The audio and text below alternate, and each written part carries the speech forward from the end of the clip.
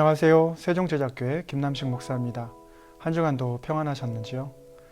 이번 주말에는 연휴가 있어서 많은 분들이 가을을 느끼기 위해서 움직이셨던 것 같습니다. 특별히 그러한 가운데도 코로나 바이러스에서 멀리 계셨기를 예수님의 이름으로 축원합니다. 이제 10월이 되고 하늘이 높고 정말 맑은 하늘이 저희에게 여름이 가고 가을이 오고 이제 곧 겨울이 온다는 것을 알려주기 위해서 정말 아름다운 모습 보여주는 것 같습니다. 이제 이렇게 찬바람이 불고 얼마 되지 않아 11월이 되면 조금씩 이제 겨울이 오겠죠. 벌써 10월인데 철원이라든지 좀 북녘에는 눈도 내리고 했다는 소식을 들었습니다.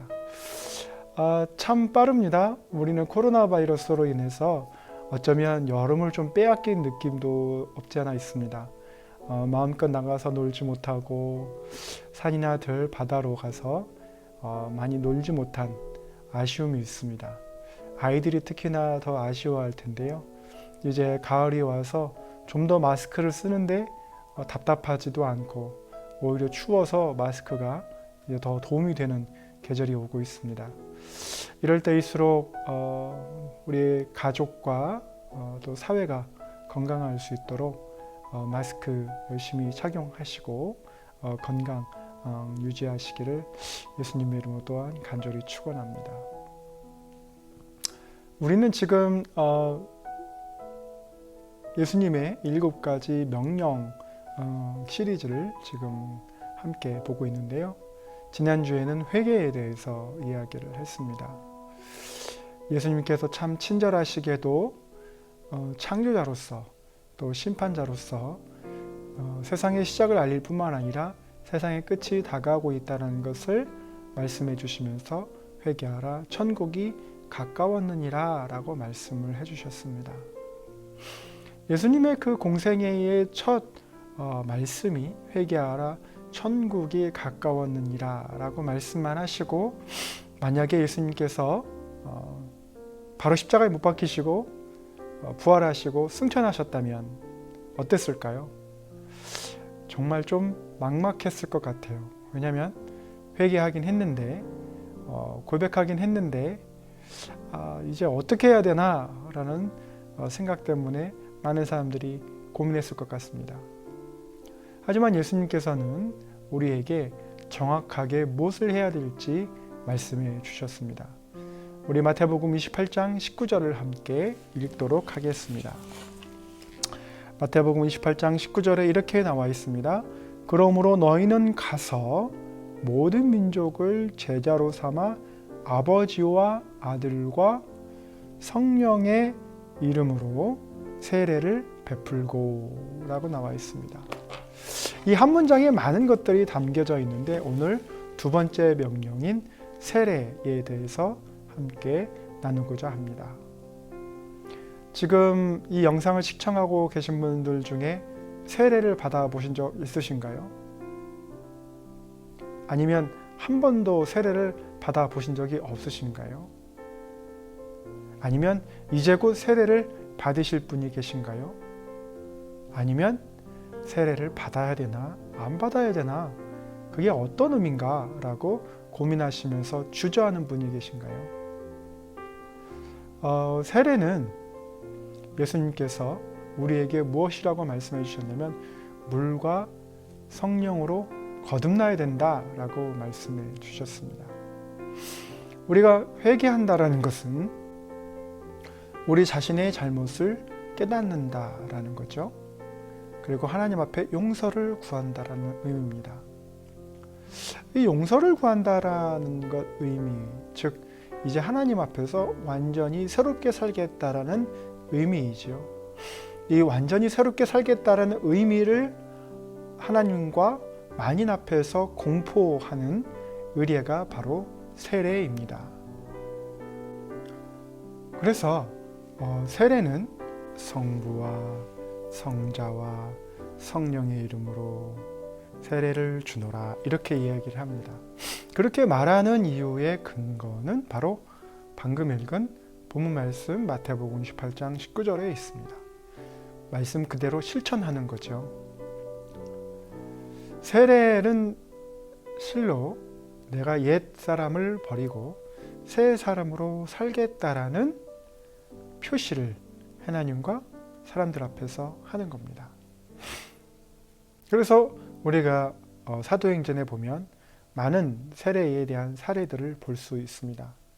특별히 빌립이 길을 가다가 이디오피아 내시에게 이사야 말씀을 소개하고 설명해 준 다음에 예수 그리스도에 대해서 알려주고 이디오피아 내시가 바로 세례를 받는 모습을 볼 수 있습니다. 이것은 즉각적인 변화, 내가 새 사람으로 살겠다라는 다짐을 만인과 하나님 앞에서 그것을 나타내는 것을 의미합니다. 어떤 이들은 이러한 전통에 대해서 걱정하시는 분들이 계세요. 아니, 아직 저 사람 술 마시고 있는데 세례를 줘도 되느냐? 아직 변화의 증거를 받지 못했는데 세례를 줘도 되느냐? 이러한 고민들을 하십니다. 물론 이 세례는 각 교단과 각 교회의 개별적인 전통에 따라 정해집니다. 예를 들어서 기독교 대한 선결교회 같은 경우는 이제 학습 세례를 하고 그 학습 세례에 대해서 모든 것을 인정하고 나서 이제 본 세례를 하게 되죠. 또 어떤 교회는 즉시로 세례를 주기도 합니다. 세례의 모습은 다양하죠. 어떤 교회는 머리에 물을 뿌리는 경우가 있고 어떤 경우에는 몸을 물속에 잠그는 경우가 있습니다. 하지만 상징하는 것은 하나입니다. 새롭게 태어나는 거듭남을 의미합니다. 그래서 많은 사람들이 세례 장면을 볼 때 정말 감격하고 기뻐하고 축하해 주는 일이죠. 세례는 그냥 단순히 지나가는 요식행위가 아닙니다. 세례를 받기 위해서는 마음이 경건해야 되고 삶이 경건해져야 되고 하나님 앞에서 서원하는 것이기 때문에 진정으로 내가 하나님 안에서 변화되겠다라는 것을 의미합니다. 한 번은 전화가 왔어요. 전화가 와서 아이가 대안학교에 다니는데 세례를 받고 싶습니다. 아이가 대학을 가야 돼서 세례 증서가 필요합니다. 그래서 세례를 받기로 하고 날짜를 준비를 하고 이제 모든 것을 세팅이 됐습니다. 모든 것이 세팅이 된 다음에 이제 기다렸어요. 그런데 이제 문자가 왔습니다. 어떤 문자가 왔냐면 2시간 전에 문자가 왔는데 죄송합니다. 오늘 못 가겠습니다. 그래서 당황했죠. 그래서 왜 못 올까 해서 집안 사정이 있어서 내일 가겠습니다. 그래서 그렇게 하시라고 얘기해서 이제 문자를 보냈습니다. 그 다음 날 이제 주일 오후였는데 이제 오셨습니다. 아버지하고 딸이 온 거죠. 아버지하고 딸이 오기 전에 제가 이렇게 부탁을 드렸습니다. 아버지가 해주는 기도를 적어주세요. 그래서 딸을 위해서 기도하는 시간이 있습니다. 그랬더니 이제 세례 예식이 지나고 나서 아버지가 기도해주는, 딸을 위해서 기도해주는 시간이 있었습니다. 딸을 위해서 기도해주는데 사실 목사가 해주는 것보다 아빠가 해주는 게 더 훨씬 진하지요. 그는 평생 한 번 있는 일이니까 그 귀한 기회를 목사가 해주는 것도 좋지만 믿는 아버지가 해주는 것도 더 좋지요. 그래서 아버지가 기도를 해줬습니다. 그랬더니 아버지가 기도문을 적어서 가지고 와서 이렇게 가슴에서 기도문을 꺼내서 읽어주는 겁니다. 여러분, 딸의 행복을 바라는 아버지 모두가 그렇지요. 그 짧은 기도문 속에 하나님께 간구하는, 딸을 위해서 이렇게 살았으면 좋겠다. 그리스도인으로서 이렇게 살았으면 좋겠다. 딸이 하나님께 이렇게 살았으면 좋겠다. 정말 간곡한 기도가 들어 있었습니다. 당연히 울컥하지요. 딸은 세례 증서가 필요할 뿐이었어요. 신앙이 정말 좋고 정말 하나님께 무언가를 서원하고 정말 눈물로 하나님께 감사하는 마음보다는 아버지가 오자니까 그냥 온 거예요. 그럼에도 불구하고 갑자기 이렇게 아버지의 기도와 세례와 성만찬과 그리고 세례 증서와 기념품과 이런 모든 것들이 준비되어서 진행되었을 때 딸의 마음이 경건해지는 것을 보았습니다. 하나님께서는 우리에게 명령하셨는데 그 명령을 따를 때 우리가 경험할 수 없는 놀라운 은혜를 경험하게 하시는 것을 봤어요. 그래서 세례 증서를 주면서 이 아이가 세례를 받은 세례교인입니다 라고 대학 측에 증명하는 것도 되지만 더 중요한 건 나는 그리스도에게 속했고 나의 옛사람은 벗어버리고 새 사람으로 태어나기로 작정했습니다 라고 이제 표시해 주는 거죠. 여러분, 우리 실질적인 생활에서 세례 증서가 뭐 그거 대단한 거냐 라고 해가지지만 평소에는 별로 필요 없습니다. 뭐 방금 말했던 등장인물처럼 대학을 가기 위해서 기독교 대학을 가기 위해서 증명하기 위해서 하는 것도 있지만 어떤 경우를 봤냐면 장례식 때 중요합니다. 왜냐하면 장례식 때에 정말 우리 어머니가 교회를 다녔는지 교회 신자인지 아니면 절에 다녀서 불교 신자인지 형제들 간에 경론이 벌어졌어요. 그래서 그 상주 되시는 큰형님은 이제 불교 쪽에서 스님을 모셔다가 불경을 외우게 했습니다. 그러자 다른 형제가 언제 어디서 찾았는지 세례 증서를 찾아서 가져왔어요. 세례 증서를 가져와서 이제 고인의 영정사진 옆에 이렇게 고이 이제 세워놨습니다. 뭐냐면 형제들에게 우리 어머니는 세례까지 받으신 분이다, 그리스도인이다라고 이렇게 이제 알려주는 거죠. 자, 불교로 귀의해서 불교인이다, 아니다, 그리스도인이다. 두 분 다 같은 마음이죠. 좋은 데 가셨으면 하는 마음입니다. 불교에서 말하는 그 극락, 열반, 모든 사람들이 가고 싶어 하죠. 그런데 성경에서는 뭐라고 말하냐면 오직 그리스도 외에는 하나님께 이를 자가 없다고 했습니다. 그러니까 세례 증서라도 찾아서 우리 어머니가 천국 갔다라는 것을 온 형제에게 알려주고 싶어 했던 거예요. 우리 어머니 그게 아니라 진정으로 성경에서 말하는 진리 안에서 말하는 천국 가셨다. 그분이 105세를 사셨습니다. 그러니까 가족들에게는 굉장히 호상이지만 끝까지 좋은 곳에 가셨다라는 것을 표시해주고 싶은 거예요.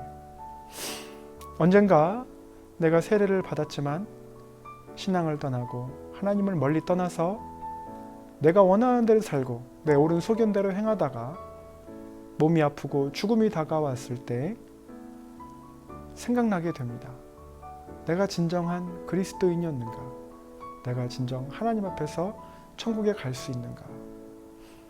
물론 세례 자체가 천국으로 간다라는 보장을 해주는 것은 아닙니다. 우리가 예수 그리스도를 믿는 것이고 하나님의 약속을 믿는 것이죠. 하지만 세례가, 그 세례 증서가, 그 경험이 우리로 하여금 날마다 어떻게 해줍니까? 나는 그리스도께 속한 사람이다. 그리스도께 돌아가야 된다. 하나님께 돌아가야 된다라는 촉매제 역할을 계속해서 해주는 거죠. 그런데 오늘 본문에 보면 뭐가 나오냐면 세례를 주어라 라고 이렇게 하지 않고 아버지와 아들과 성령의 이름으로 세례를 주어라 이렇게 얘기했습니다. 삼위일체에 대해서 앨런 칼피지라는 신약학자는 그 하나님의 삼위일체의 견고함, 그 연결의 견고함을 이야기를 하면서 이렇게 세례를 주는 것은 성부, 성자, 성령의 이름으로 세례를 주는 것은 하나님의 그 견고한 사랑을 그 제자에게 부어주는 것을 의미한다고 말합니다. 인간이 손을 얹어서 성부와 성자와 성령의 이름으로 세례를 준다. 이 의미, 인간의 행위가 아니라, 목사의 행위가 아니라, 목사의 권위가 아니라 누구의 권위죠? 하나님의 권위로 세례를 주는 거예요. 실제로 이제 세례를 이렇게 하다 보면 재미있는 일도 있습니다. 예를 들면 이제 세례를 할 때 세례에 이제 물을 담는 그릇이 있습니다. 그리고 하얀 장갑을 끼고, 그런데 이제 그 굉장히 거룩한 순간이잖아요. 거룩한 순간인데 주일날 세례를 받으러 오르니까 한 여자 성도분이 정말 파마도 막 하시고, 그 다음에 화장도 막 정말 정성 들여서 아침 일찍 일어나셔가지고, 그렇잖아요. 11시 예배에 오려면 막 일찍 일어나셔가지고 준비하셔야 되잖아요. 그렇게 해서 옷도 이제 곱게 차려 입으시고 딱 왔는데, 집례를 하시던 목사님이 어떻게 하셨냐면, 이제 이렇게 들고 있으면 거기서 물을 적셔서 성부와 성자와 성령의 이름으로 이렇게 하셔야 했는데, 성부와 성자와 하고 나서 그분이 마지막이셨어요. 그러니까 물을 어떻게 했냐면 그 세례 기구를 들으셔가지고 이렇게 부으신 거예요. 내가 거듭나고 하나님께 새롭게 되고 이제 하나님께 속한 사람으로 공포하는 굉장히 중요한 순간인데, 이렇게 부으니까 어떻게 물이 잔뜩 내려온 거예요. 파마된 머리가 찌그러졌고 했던 화장이 흘러내리고, 그거를 닦아야 돼서 수건으로 이렇게 하다 보니까 화장도 다 지워지고, 기쁘고 감격해야 되는 순간이 갑자기 짜증이 나고 당황이 되는 그런 순간도 제가 본 적이 있습니다. 인간은 이렇게 실수를 합니다. 하지만 그 세례 자체는 하나님의 삼위일체의 권위로 당신은 이제 왕같은 제사장이요 거룩한 나라요 라고 선포해 주는 겁니다. 이 세례는 이렇게 굉장히 고귀한 거죠. 그런데 예수님께서 뭐라고 하셨어요? 물과 성령으로 거듭나라고 말씀해 주셨습니다.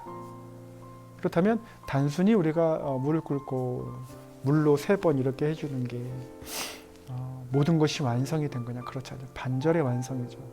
이제 내가 마인들 앞에서 물로 세례를 받았으면 이제 성령 세례를 받아야 되는 거죠.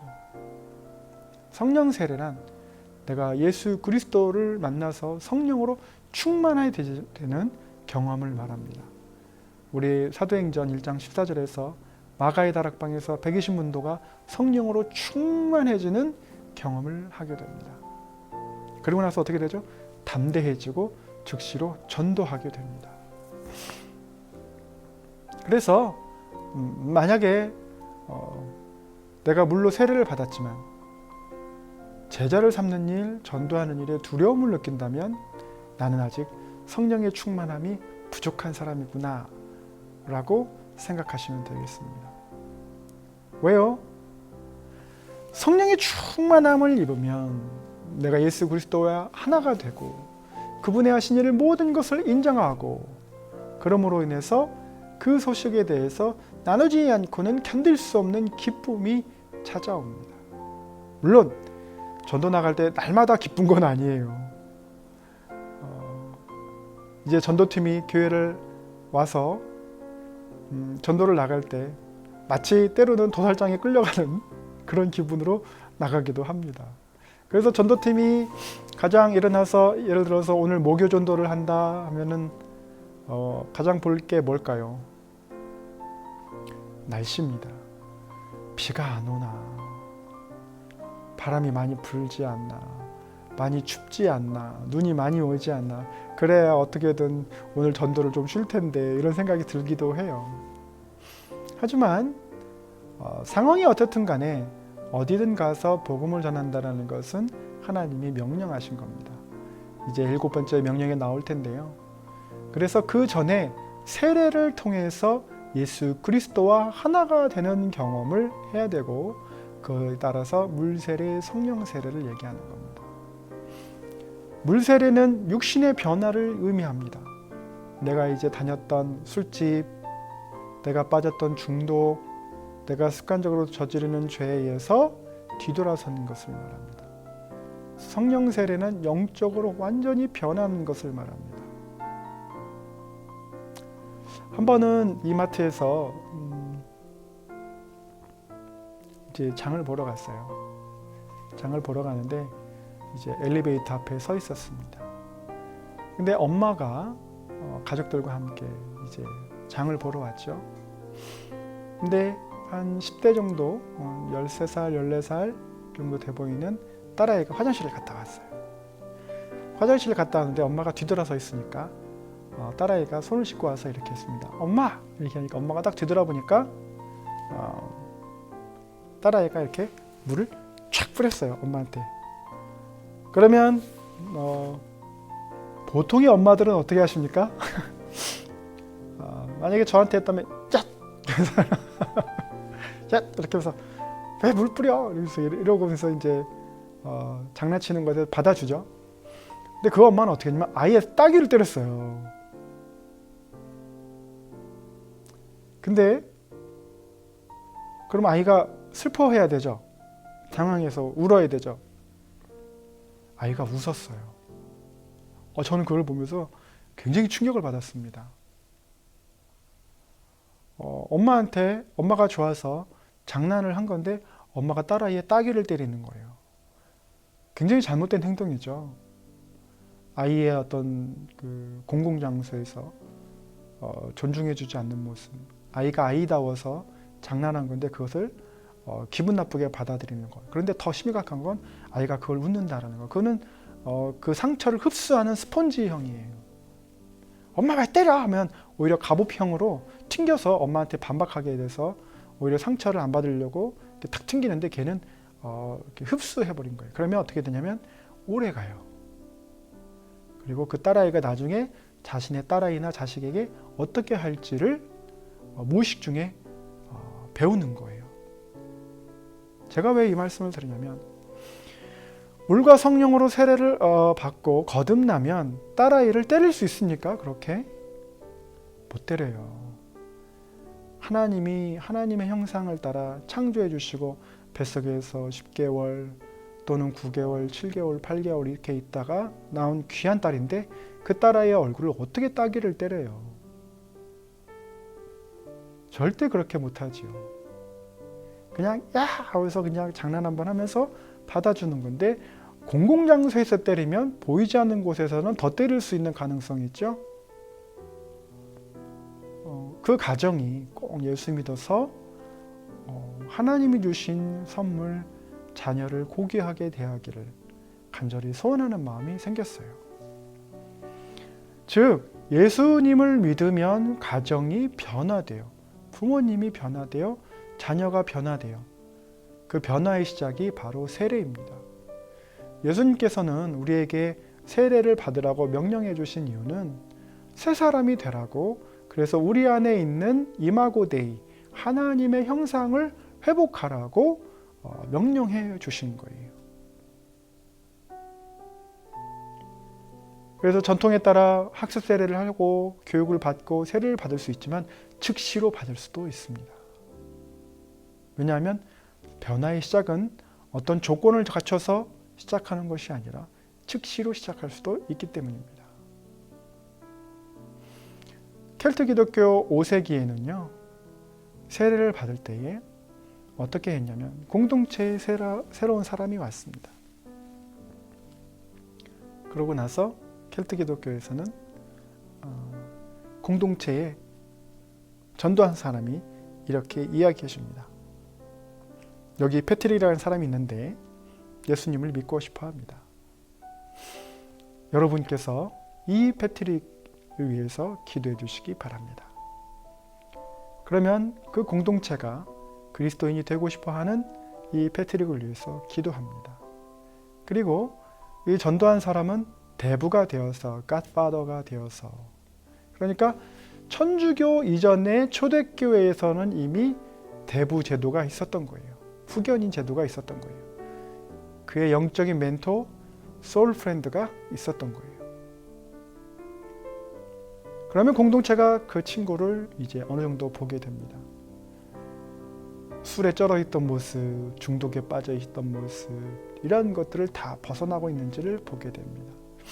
그리고 나서 인준을 해줍니다. 우리가 이 형제를 봤더니, 이 자매를 봤더니 그리스도인이 되려고 과거에 대해 옛 습관을 다 버렸더라. 그러면은 공동체가 인준해주고 승인을 하면 이제 세례를 받습니다. 그리고 나서 그 세례 받을 때에 후견인이 아까 아버지가 서 있던 것처럼 이제 서 있는 거죠. 그러면 그 사람은 영적인 갓파더가 되는 거예요. 마피아가 아니라. 왜 이 후견인이 필요하냐면 세례를 받고 나서 흔들릴 수 있어요. 지난 시간에 얘기했죠. 이렇게 진자형 회심을 할 수 있다. 세상으로 돌아가고 싶은 마음. 그래서 이집트에서 나왔던 이스라엘 백성이 뭐라고 합니까?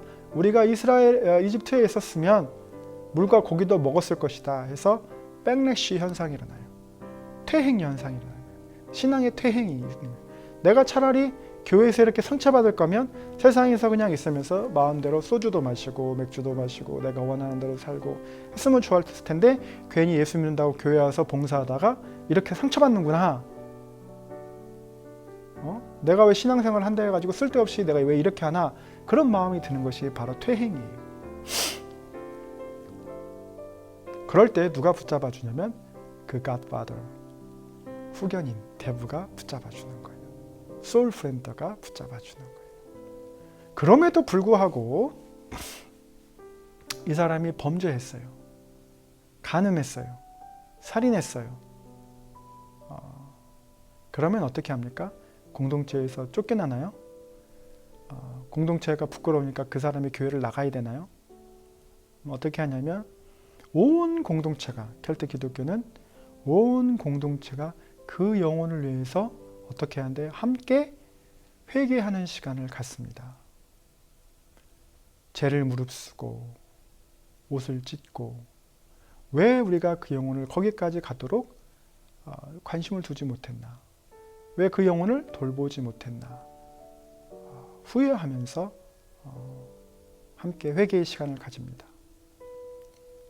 그리고 그 범죄한 사람은 최대 3년간 성만찬이나 대표 기도를 하지 못합니다. 그렇게 속죄의 기간을 갖는 거죠.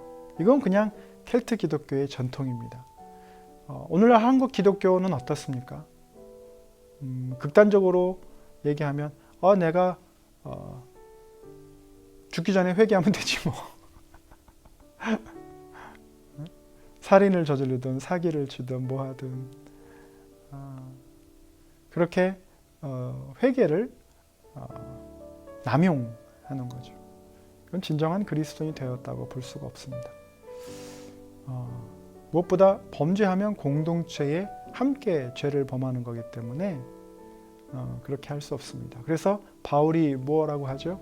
은혜를 더하려고 죄를 더 지을 수 있느냐? 그럴 수 없다, 이렇게 말하는 거죠. 반복적으로 할 수 없다, 이렇게 얘기하는 겁니다. 물과 성령으로 거듭난다라는 것은 육신의 행위의 변화, 영적인 변화를 동시에 말하는 겁니다. 이렇게 해야, 오늘 본문 말씀 우리가 지상대명령의 한 구절인데요. 이렇게 해야 제자를 만드는 제자가 되는 겁니다. 그래서 세례를 받을 때는 한 가족만 받는 게 아니라 온 가족이 함께 받는 것이 좋습니다. 복음을 들었어요. 어머니가 복음을 듣고 남편에게 전했어요.